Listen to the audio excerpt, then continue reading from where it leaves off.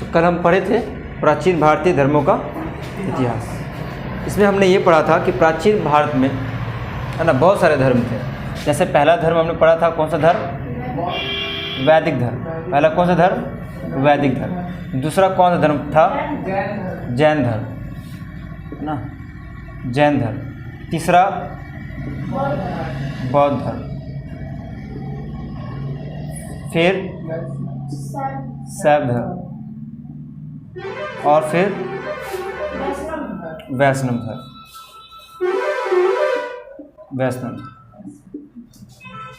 तो प्राचीन भारत में ये सब सारे धर्मों का अस्तित्व रहा है ना, वैदिक धर्म, जैन धर्म, बौद्ध धर्म, शैव धर्म और वैष्णव धर्म। लेकिन इन सभी में से प्रचार प्रसार की दृष्टि से सबसे आगे कौन चला गया?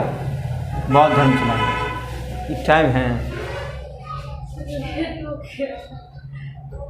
बैठ जाइए वहाँ। आप कैसे आइएगा? बैठ जाइए।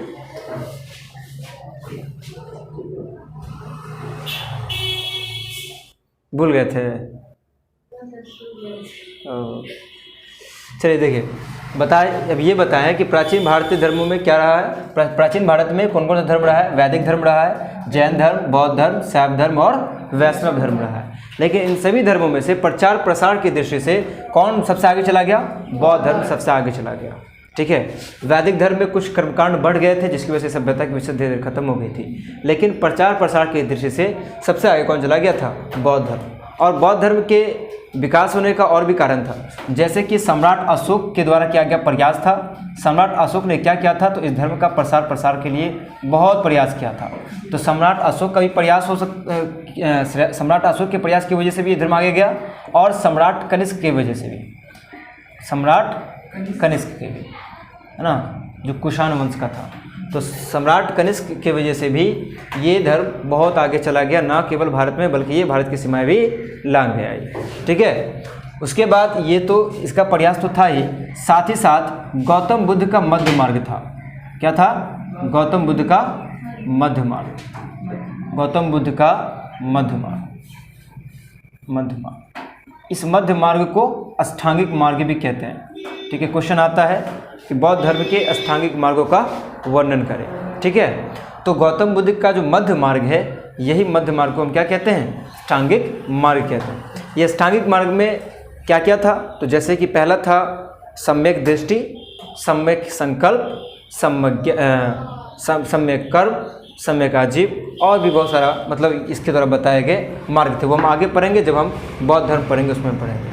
अभी हम फिलहाल पढ़ रहे इसका इंट्रोडक्शन पढ़े इस चैप्टर का, कि प्राचीन भारत में सारे धर्मों का अस्तित्व रहा है। लेकिन सारे धर्मों में से ये धर्म आगे चला गया, चाहे वो गौतम बुद्ध का मध्य मार्ग हो, सम्राट अशोक के प्रयास या कनिष्क अशोक के प्रयास रहे हो। इस धर्म का महत्व भारत में कम हो गया धीरे धीरे। कैसे कम हो गया था? तो हमें पता है कि जब भारत में मुस्लिम जो धर्म है उनका अटैक हुआ था, उनका आक्रमण हुआ था। हम बताए थे कि भारत में मुस्लिम आक्रमण कब हुआ था? 712 ईस्वी में हुआ था। कब हुआ था? 712 ईस्वी में मुस्लिम आक्रमण हुआ था भारत में। कहाँ हुआ था? सबसे पहले सिंध प्रांत पर। ठीक है, सिंध प्रांत पर पहला आक्रमण किया गया था मुस्लिमों के द्वारा। ठीक है, तो जब भी मुस्लिम का आक्रमण हुआ था उसके बाद से धीरे धीरे भारत से बौद्ध धर्म का महत्व खत्म हो गया। आज भी है, ठीक है, भारत में बौद्ध धर्म, लेकिन पहले जिस तरह विस्तार ये कर रहा था उस तरह से इनकी जो विस्तार की जो गति थी वो धीमी हो गई थी मुस्लिम आक्रमण के बाद। ठीक है, लेकिन आज भी ये धर्म विदेशों सब में आज भी अस्तित्व में है। उसके ये जो सिंध प्रांत पर जो अटैक किया था वो कौन किया था? अरब के, वो अरब का था, क्या नाम था उनका? मोहम्मद बिन कासिम। मोहम्मद बिन कासिम।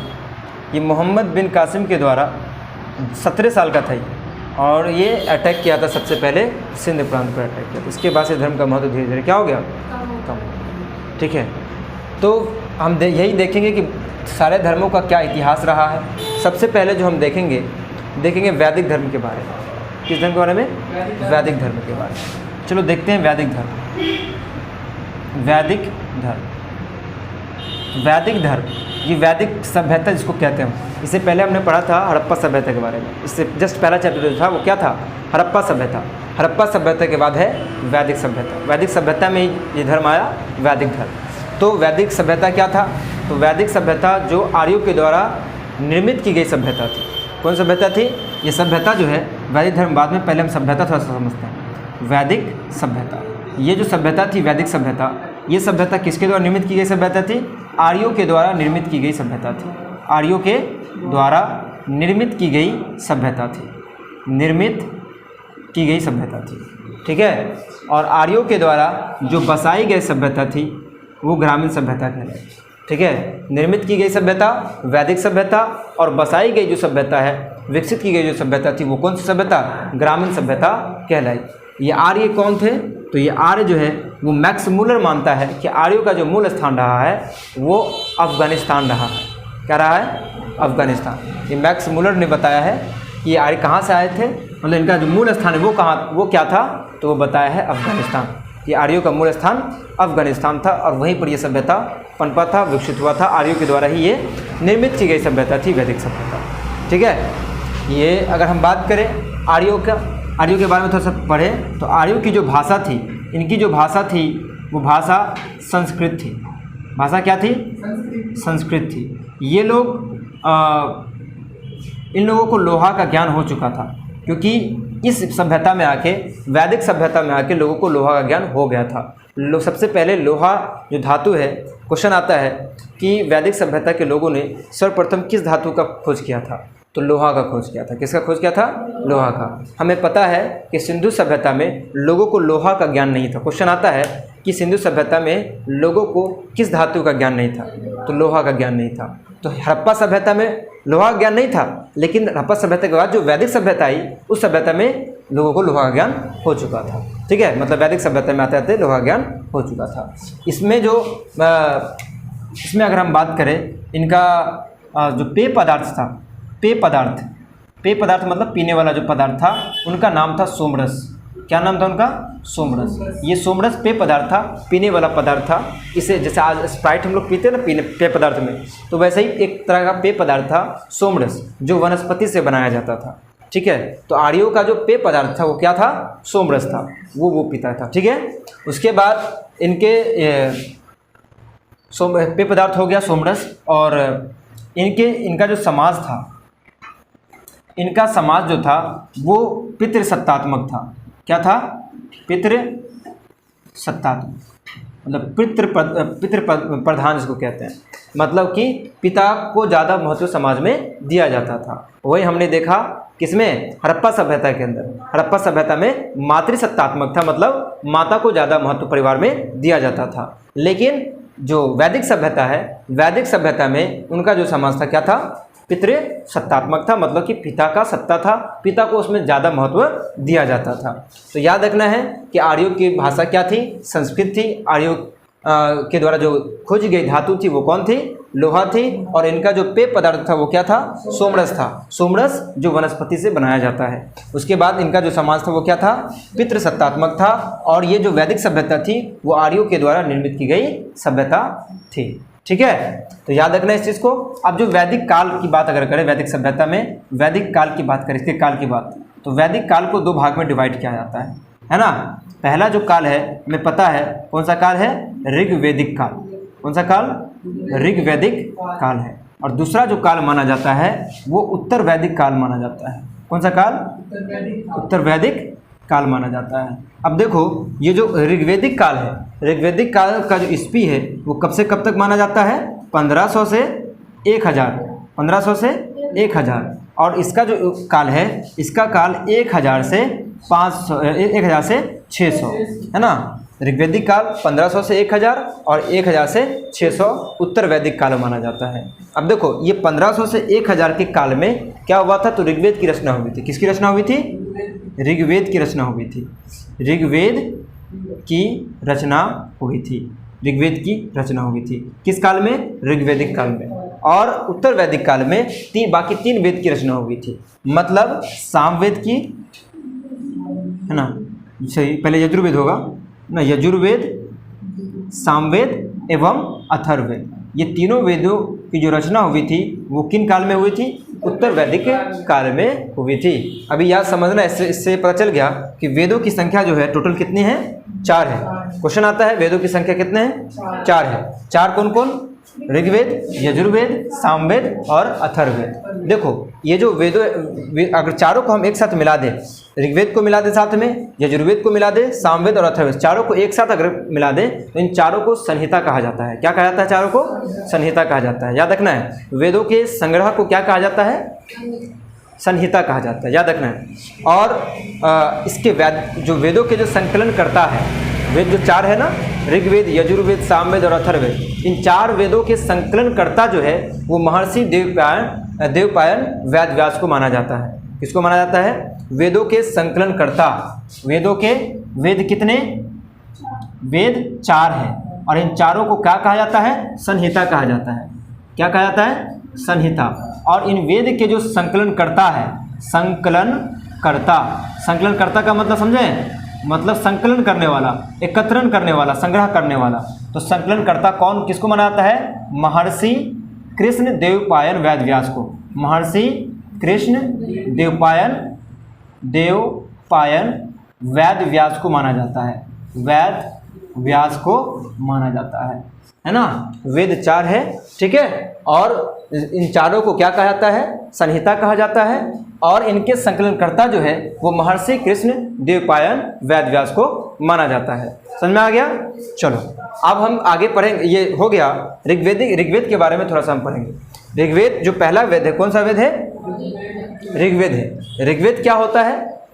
ऋग्वेद किसे कहते हैं? तो ऋचाओं के क्रमबद्ध ज्ञान को क्या कहते हैं? ऋग्वेद कहते हैं। ऋचाओं के क्रमबद्ध ज्ञान को ऋग्वेद कहा जाता है। ऐसे क्वेश्चन एग्जाम में नहीं आएगा, अगर आ गया नहीं आएगा, ऐसे आगे काम देगा आप लोग को। ये जितना भी है इसमें से बहुत कम, इतना क्वेश्चन डीपली नहीं पूछेगा, ठीक है। तो ये आगे आपको काम देगा कंपटीशन में। तो ऋग्वेद किसे कहा जाता है? ऋचाओं के क्रमबद्ध ज्ञान को ऋग्वेद कहा जाता है। ऋग्वेद में बात करें तो इसमें जो मंडल है 10 मंडल कितने हैं इसमें? 10 है। 10 मंडल, 1028 सूक्त है, 1028 सूक्त एवं 10,500 ऋचाएँ हैं। 10,500 ऋचाएँ हैं किसमें? ऋग्वेद के अंदर। ऋग्वेद में 10 मंडल, 228 सूक्त एवं 10,500 क्या है? ऋचाएँ है। ऋचाएँ क्या होता है? मंत्र को ऋचा कहा जाता है। और ऋग्वेद क्या है? तो ऋचाओं का ही ज्ञान है, ऋचाओं का एक सिस्टमेटिक नॉलेज है। तो ऋचाओं की सिस्टमेटिक नॉलेज को ही क्या कहा जाता है? ऋग्वेदा कहा जाता है, ऋग्वेद कहा जाता है, ठीक है। तो ऋचाओं की संख्या 10,500, सूक्त की संख्या 1028 मतलब 1028, और मंडल जो है वो ऋग्वेद जो है 10 मंडलों में विभाजित है। इसमें मंडल की संख्या 10 है। ये भी याद रखना है कि मंडल क्या है, ठीक है। अच्छा, अब आते हैं दूसरा यजुर्वेद के अंदर। यजुर्वेद क्या है? तो सस्वर पाठ के लिए, मंत्रों तथा बलि के लिए, अनुष्ठान के लिए जो यूज़ किया जाता है, जो भी ऋचा का मंत्र का प्रयोग किया जाता है, वही क्या कहलाता है? यजुर्वेद कहलाता है, ठीक है। हाँ, जो उस समय यज्ञ के समय, अनुष्ठान के समय जो भी मंत्र का प्रयोग किया जाता है वो क्या कहलाता है? वो यजुर्वेद कहलाता है। यजुर्वेद के अंदर मतलब उसका क्या है? तो यजुर्वेद वो हो गया। अच्छा, एक बात और बताना यहाँ भूल गए कि ऋग्वेद के जो पाठ्यकर्ता होते हैं, ऋग्वेद के पाठ्यकर्ता को क्या कहते हैं? ऋग्वेद के पाठ्यकर्ता को होत्री कहते हैं। क्या कहते हैं? होत्री कहते हैं। ऋग्वेद के पाठ्यकर्ता को क्या कहते हैं? होत्री कहते हैं। और यजुर्वेद के जो पाठक होते हैं, इनके जो पाठ्यकर्ता होते हैं, इनके पाठ्यकर्ता को अध्वर्यु कहते हैं। क्या कहते हैं? अध्वर्यु कहते हैं।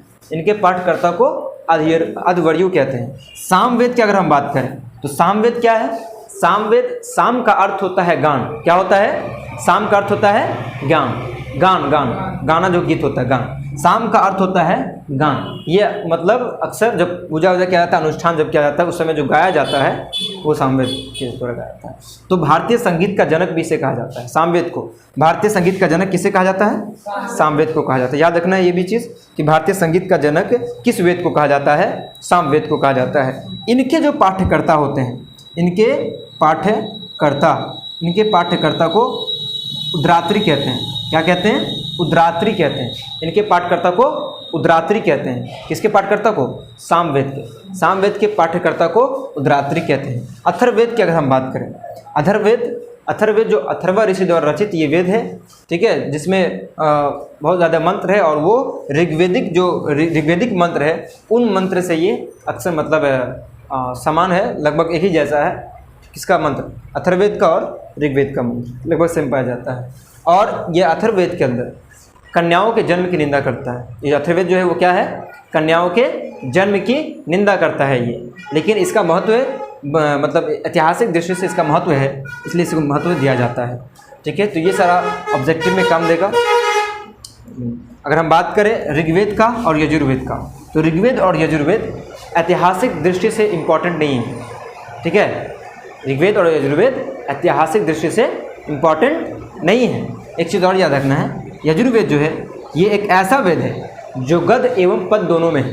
गद्य एवं पद मतलब कहानी में भी है और कविता में भी है। इसको विस्तारित से समझाया भी गया है और कविता के तौर पर भी इसको समझाया गया है। तो याद रखना कौन ऐसा वेद है जो गद्य एवं पद दोनों में है? यजुर्वेद।